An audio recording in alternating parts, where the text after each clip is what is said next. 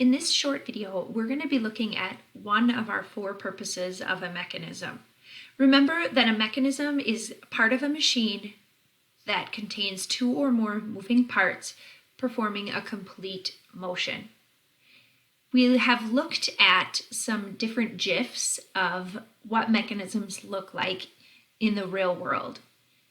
All mechanisms are important when it comes to creating and building a functioning robot. You had an activity that you were asked to complete on Schoology.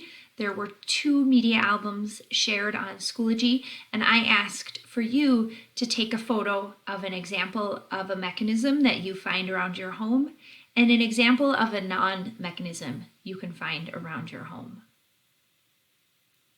Our first purpose of a mechanism that we've discussed, or we're going to discuss, is sometimes, not always, but sometimes, a mechanism can change the direction of movement.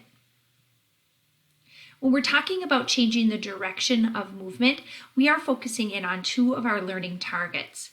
I can understand energy and the use of a mechanism to transfer energy. Anytime you talk about direction change, you are changing energy.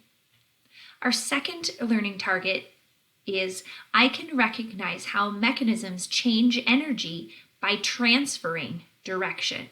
So this learning target is really just honing in on our first learning target.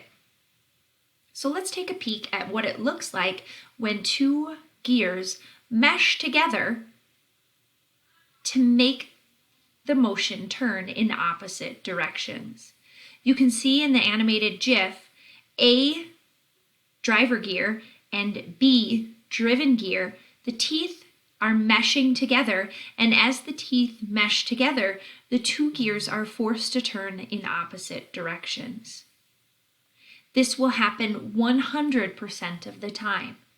You can look at the gears on a clock. You can look at bevel gears.